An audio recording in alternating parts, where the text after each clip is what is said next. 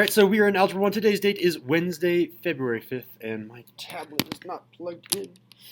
2020, we are on lesson 8-2, writing exponential expressions. Who wants to read our objective for the day, Emma? Relate numerical forms of exponential expressions and model exponential problems in the real world. Yes, that is a mouthful. Essentially, I need you to know that I can convert from this form to this form. That's the first part of the objective. And then the second thing is, can you solve like word problems? Well, maybe not necessarily word problems, but can you like at least give me an equation or something? Yeah, that's all we're doing. Yeah, what? I think there's a teacher here. Your date says it's the 2nd. Oh, weird. Yeah, thank you. My dyslexia, 2-5. Thank you. All right, so first of all, let's talk about what an exponential expression even is. And I haven't done a good job in our last lesson. I'll definitely be redoing that for next year. Exponential expression just means I'm multiplying by the same thing, multiplying. Whenever we had a line, we're adding and adding and adding. Now we're multiplying and multiplying and multiplying. So yesterday I used the word common ratio. Today I'm going to be using the word factor. They mean the same thing. So if I multiply by the same thing, that same thing, I'm just calling it called a factor. So I have some start amount. Sometimes this is called the initial amount. So underneath this I can say, yes, this is our initial amount. Initial. So you start with some initial amount, and maybe that's the mass of some radioactive element. Maybe that's how many bacteria there are, or how many people there are, because people vary or model exponential growth quite well. And then I'm going to multiply it by something. And if I multiply by something 4 times, a quicker way of doing that, because math is all about looking for leads, finding those shortcuts, the quicker way of saying factor times factor times factor times factor is factor to the power of what with the quiet raised hand? Who has a card? Esha? Well, the start to the factor to the power of 4. Precisely, yeah. All of these factors boil down into just to the power of 4. And this is something that we've learned maybe in 7th grade or 8th grade, where repeated multiplication is really just taking an exponent, however many there are. So if there's 4 factors, to the power of 4. All right, so let's go ahead and convert a percent into a factor. So sometimes I'll be giving you a problem like example 1, so you can see a preview. I'll give you, hey, your population growth is 1%. Well, what does that mean that I'm multiplying every single time? Because every single exponential expression is always times something, times something, times something. What are you multiplying by if it's just 1%? And this is the logic behind what we're about to do. So if I just have your start amount, again, we call the start amount, we can say the initial amount again, initial amount. If you have an initial amount and I multiply by 1, and then multiply by 1, and then multiply by 1, and multiply by 1, and multiply by 1, nothing is happening.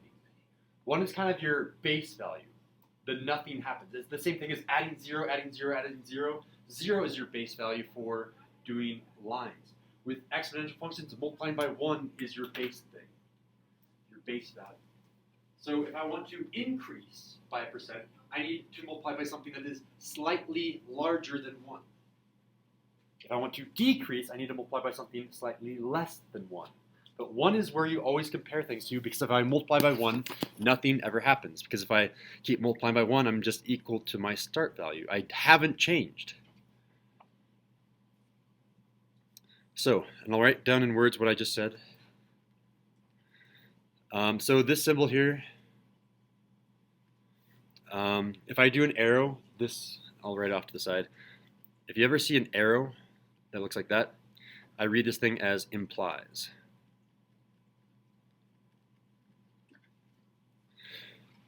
So because multiplying by 1 repeatedly gives me the start, that implies that if we want to grow, if we want to have exponential growth,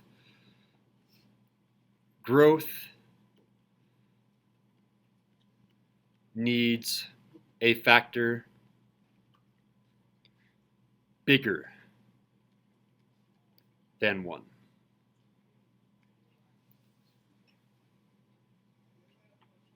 Is it not working? No, I need an eraser. Okay.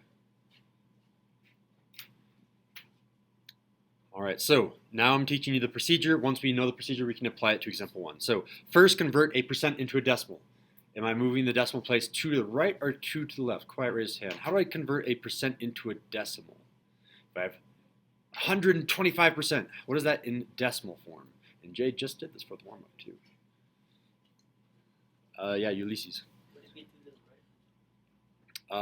Careful here. So if I have 125 to the left. So if I do this to the left, then it turns into 1.25. So it was a percent, and then I move it to the left, and it becomes a decimal. So we'll just say decimal, in parentheses here, decimal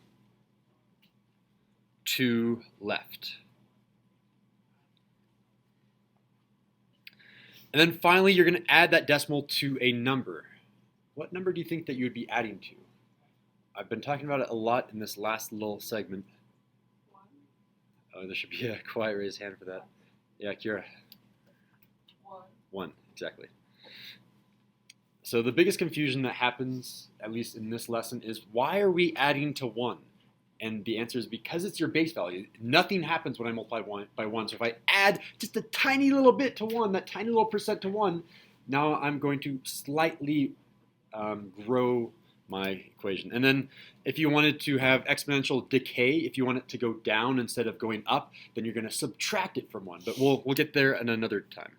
So all we're doing is adding that decimal to 1. It's a very simple procedure. So in 2010, this is just something I Googled, the population of June Lake was 629. And then I also Googled what the average growth rate is in the world. And average growth rate is like 1.1 something, so I'm just going to assume 1%. In California, it's actually slightly less. It's like 0.6% now. But roughly 1% is our population growth. So how are we going to do this? And yeah, question, or is it, you have an answer? Or? Okay, so you don't have your card yet, so I'm going to let other people think about it. It's basically this first line right here. I'm going to do the start amount times a factor, times a factor, times a factor, but the question is, what is that factor? To answer what this factor is, use this procedure, step 1, step 2, and then we have our answer. So can someone write either this first line or this second line with the correct factor as well?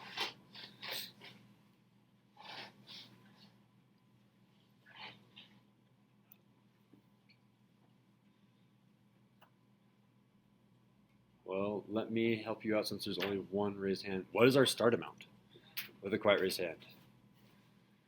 Yeah, Larissa.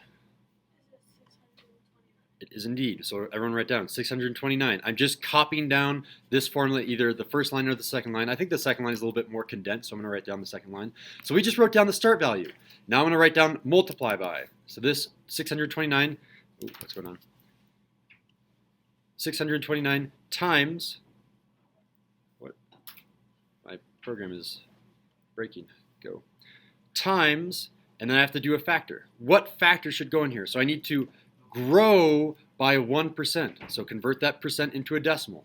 I have 1.0000. I can have as many zeros as I want. And I can have as many zeros as I want on the left-hand side as well. Well, this is 1%. How do I convert this 1% into a decimal? Someone that has a card? Jade, yeah. Move the decimal to the left. To the left. So chunk right there. And the decimal is 0.01. 0.01. Thank you, Jade.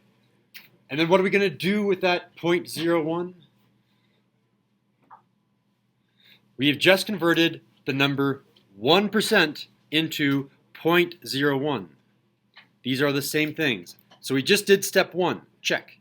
What are we doing now?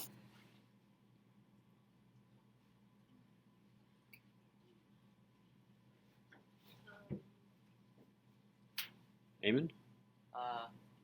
You should it's now a 6.29, but then you should multiply it by the number of years have passed since 2010, right? So 629 doesn't get this was a number already. We only needed to convert the percent. So this is still 629, Yeah, but 1% of 629 is 6.29. I agree that 1% of 629 is 6.29, but in terms of the factor here, this factor, to find the factor, I convert that percent into a decimal, which we just did, and now I'm doing step 2. With this 0.01, what are we going to do to it? Eamon? With that 1%, you would then multiply by 10 because that's the number of years that I've passed, right? Not quite. So we just did step 1, we convert it into a decimal, and now we're on to step number 2. Decimal to 1. So here's our decimal. So that means it would be 1.01. It is indeed 1.01. Thank you. And we can all label this thing. This is our factor. We have finally found the factor, and that's the hardest part about doing these problems. What is the factor that you're multiplying repeatedly? I'm multiplying by 1.01 times 1.01 times 1.01 times 1.01. How many times am I doing that? 10. Quiet, raise hands. Does anyone have their cards still? Ugo?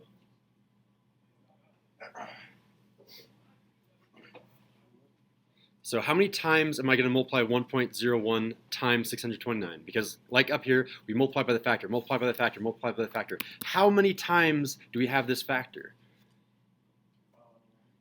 What year is it currently right now? Not in the context of the, well, I guess in the context of the problem, but like right now, if someone just asks you, what year is it? We say it's, okay, and this says in 2010, it was 629. So how many years have passed? Okay, so am I going to write times 10, or am I going to write to the power of 10? Power of 10, perfect. And there's our answer. 629 times 1.01 to the power of 10. Question, Larissa. So when you were first starting with the decimal, did you just put random zeros? They're not random zeros, so if I give me some numbers, shout out like three digits, Larissa. 367, and then 2 more for a decimal. 2 random numbers.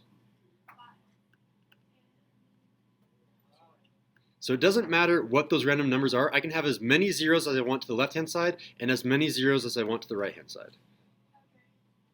It just helps me so that I have places to move my decimal. Because some people will say, 1, I move the decimal twice, and I get 0.1. Well, that's not true. It's 0.01. Yeah, good question. Let me get rid of all of you guys. And then we can actually calculate this on the calculator. I've showed everyone the decimals, right? Yes. All right. Decimals was introduced to us long before you introduced it to us. Oh, cool. Thank you for the question. So let's go ahead and type this in. 629 times 1.01 to the power of 10. And we have 694.8. And I don't know where their limbs are for that 0.8 of a person. But we're going to go ahead and round to the nearest whole number because that makes sense in the context of our problem. What should we round to? Are we rounding up or down? Does anyone have their card still? I think everyone is in now, right? Yeah, what? You'd round up because 8 is closer to 10, so it'd be 695.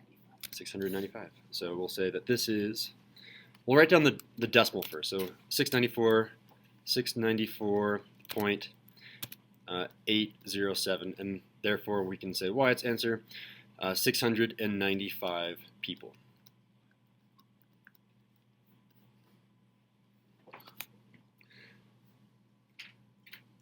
So a very useful application. So you've learned one basic thing. Okay, that's great. I now know how to model population growth. But why is this applicable to the real world? Well, maybe you care about, I don't know, eating food and surviving. How much food am I going to need for the next 5 years? Maybe your city has a very high population growth. Maybe you're going to be coordinating efforts at the city to make sure that you have enough sewage supply, like how to get rid of your sewage, enough water, enough food, enough of all of these resources, electricity. Well, it really helps to know what's going to be happening in the next 5 years so you can plan ahead.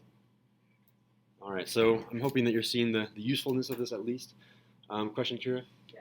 So today we're just gonna be like learning how to write the equation and solve it. Yes, that's it.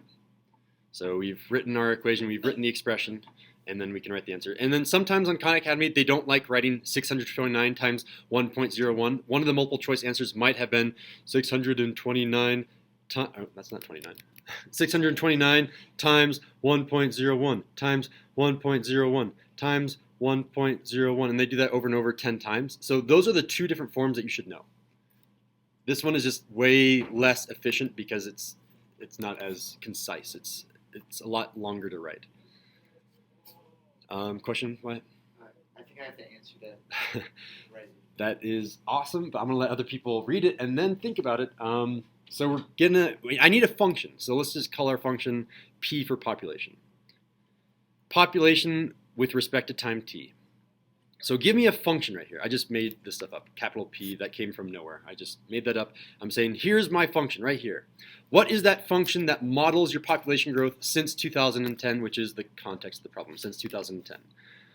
So I have to do a start amount. I have to do something that happens over here. It's basically this same exact thing that you wrote over here, but instead of 10 years, you're going to write something else. Anyone want to take a shot at it? Yeah, Emma. Careful here. It actually tells you exactly how many years to write it right here. Yeah. So can you read out the full equation one more time?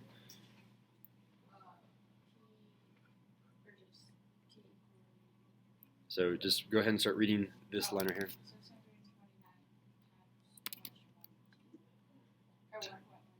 1.01. All of that to the power of t. There's the answer. Yeah, Esha. Why did you put P and then T in parentheses? It's called function notation. And again, it's one of those units that we are going to eventually get to, maybe. I could have just written y. This is the same thing as y. Y is equal to. It's just a little bit more formal way of saying it, because whenever I have like 3 different equations, if I say this y equals 2x plus 1 represents population, and this y equals 3x minus 4 represents, I don't know, electricity. It's like, well, how do I tell the difference between those two? Okay, well, one of them can be P of t is equal to 2t plus 1, and then the other one could be, I don't know, electricity, E of t, instead of P of t is equal to 3x minus 4. It's a way to label a bunch of different functions at the same time. And it's just saying, hey, what is your input? My input, I have to put in the number of t years. So you don't actually have to do that. You could just do like P equals 629? You can't say P because you haven't defined what P is. You could say Y is equal to, because that's our general answer. On Khan Academy, you won't have to worry about that. That will be typed in for you. All you have to do is enter in this right here. All right, so that is one. This one is kind of useful because I was thinking about how this would affect my son. So can someone read this one for us, please? Yeah, Esha? Mr. Sindel invests $350 in the stock market for Riley's college fund. When Riley is born, every year his investment increases by 7.5%. How much money will Riley have when he goes to college at the age of 18? Do you want me to keep reading it? No, you're good for there. So a very real world problem, and maybe your parents bought maybe stocks when you were young or when you were born. So I didn't actually do this, but I'm thinking maybe if I just subtract 2 years and I can figure out what would happen now if I invested that $350 into the stock market. And 7.5% it's about average, because every single year the United States aims for an inflation rate of 3%. That means your money is worth 3% less than it was last year. But at the same time, the stock market usually returns about 10%. So every single year, you're returning about 7%. 7.5% is just to show you what happens if there's a decimal. So on average, adjusting for inflation, you get about 7% returns from the stock market, which is actually crazy, crazy high. Do you guys know how much percent you get back from a bank? 0. It's very, very close to 0. You might as well round it to 0. From a bank, instead of 7.5%, you get 0.008% from a bank. So compared to the stock market, a bank is basically 0. You might as well just call it 0. I get 0.008% at Wells Fargo. Because, yeah, it relates to a whole other field of like financial math. But, if you guys have any question on how to do finance with math, I have lots and lots of material. Yeah, what? I think I got the function. All right, dang, nice. First of all, I want to know how much money my son would have when he's 18. Is he going to have enough to go to college just from $350? Maybe I should have invested $500. How am I going to do this? Well, it's always going to be the same thing. You do the start amount, and then multiply by that factor, multiply by the factor, multiply by the factor, however many number of times. Kira, talk to us. But I think, maybe I didn't write it right, but I times 7.5 like that, In parentheses. to the power of 18. Yeah. You're really close. It's just your factor's a little bit off. So everything about this is correct except for this 7.5. How could you fix that 7.5, Kira? I guess it needs to move to the left to like 0.075.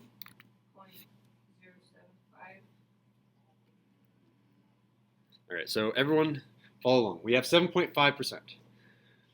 Kira, you said you're moving the decimal where again? To the left. To the left. So 1, 2, and because there's an empty space right here, we're going to put a 0. So my new decimal, can you read off for us, Kira, is? 0.075. Perfect. So there it is as a decimal. I'm going to pause there, and then we'll let Kira pick it up again. Everyone is okay converting 7.5% into a decimal? All right, and then Kira, keep going. 350 times 0.075 in parentheses to the 18th power. You're really, really close again. You just forgot step 2. So step 1 was converting it into a decimal, which you did. And then step 2 is? 1.075. Exactly. We're going to add 1 to this. If I say 1.000 plus 0.075 is 1.075. There's so many ways you could get wrong. I know. There are a few steps here. And you'll be seeing lots of these percent problems in your near future. So if you don't like them, hopefully you're learning them now because they're not going away. Let's type this into our calculators. Wait, so where did you get 1.000? Did you just? Oh, that's just him adding 1. Yeah. Just add 1. All right, so I have 350 times, in parentheses, 1.075, all of that to the power of 18, and whoo, that's a bit of money. 1,286.53. So this is equal to 1,286.531, and it doesn't make sense. Oops, that's not 5.3. It doesn't make sense to say 531 because 53 cents, or I can say a tenth of a cent. That doesn't make sense. I'm just going to say $1,286.53. So that's how much money he'll have. Adjusting for inflation. So I'm going to do a problem in a sec where I don't adjust for inflation. So that is your apparent wealth. Because inflation is that really weird concept, Eamon. Did you finish the notes already? Okay, can you do the Khan Academy instead of doing that then, please? Lost my train of thought. Yeah, inflation. We'll talk about inflation in a sec, though. Kira, yes. Like that, how much does that cost to like go to a college? It depends on if you're going to go to community college, a state college, a private college. They're vastly, vastly different. Like, say he's going to like a private college. A private four-year college, I guess we just Google it. $20,000. Average private college tuition. I think it's really. So every single year, 3,000 or 35,000. So you usually go to college for 4 years. So multiply that by 4. Well, if I multiply by 2, that's 70. Multiply by 2 again, $140,000 to go to college. It's a lot of money. So this doesn't really make that big of a dent. I should have invested more. Yeah, good question. And then we can do average public as well, right? Since we're here. Only $10,000. That's only $40,000 a year. So $40,000 That's for $100,000 college. And then what about community college, right? Average. For 5,000. That's only $20,000 for a 4 year tuition. So yeah, it goes down from 100,000 to 20,000 for going to community college, and that is the reason that a lot of people go to community college. But you guys are really hardworking, and I know that you are. So you guys can get those scholarships. Go to the nice college and go there for free. Get the really nice scholarships. Just work hard. Another random tangent. When I was a junior and senior, between those 2 years in high school, I filled out 120 scholarships. So think of 120 essays and forms filled out. And do you know how many scholarships I got? 1. But it was a full ride. So it just takes a lot of work. So you went to college for free for writing 120 essays. Yeah, essentially. So if you think about how much time I invested, I was being paid. So I went to UC Davis. Let's see. Do a more tangent. Sorry, guys. UC Davis. It knows what we're looking for. So 14,000. So 14,000 times 4 years. So I guess I can do 1, 2, 3. So I got $56,000 for writing 120 essays. Let's say it took me about an hour per essay. So that means if I worked about 200 hours roughly, so divide by 200, I was basically being paid $280 an hour to write essays. Wow. So that's actually kind of a lot of money, and it's worthwhile doing. If you think about it that way, you should write those essays. And if you go to a private university and get a full ride scholarship, you're being paid even more per hour for writing those essays, right? Although I did not get a full ride to go to my master's program or to go and learn how to be a teacher, so I have a tiny bit of debt from that. But I didn't have as much time to write essays, or maybe I got lazier, one of the two. Anyway, we're now writing a function, which is essentially the same thing here, but I'm replacing one of those numbers. Anyone want to take a shot at it? Sorry, Kira Wyatt. I need someone that hasn't talked as much. Yeah, Ugo. Would it be like 360 times 1.1075 times to the power of t? It is, yeah, thank you. Everyone has our function down, and this is the question that I wanted to ask too, which is, what if we didn't adjust for inflation? What is the actual amount that is going to be in my bank account? Because again, that 7.5%, that's adjusting for approximate inflation. So how much money will actually be there if I were to time travel into the future? I'm like, oh, this is how much is in my account. Not my apparent wealth, but my actual wealth at the time. Well, I'm going to have to change some things. So instead of doing 7.5%, which is where this 75 came from, I'm going to change that to 10%.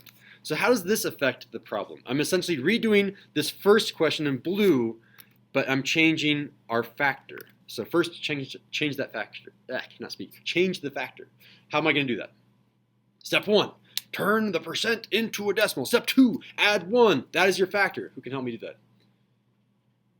You want to turn 1 point. I want to turn 10% into a decimal and then turn it into a factor. Jade. Move the decimal 2 times to the left. Okay. And our decimal is? 0.10. Well, Sure, yeah. and then you have to add 1 to it, so it's 1.10. All right. So 1.1 essentially. I can have as many zeros as I want, so I'm just going to call it 1.1. 1.1 to the power of what, Jade?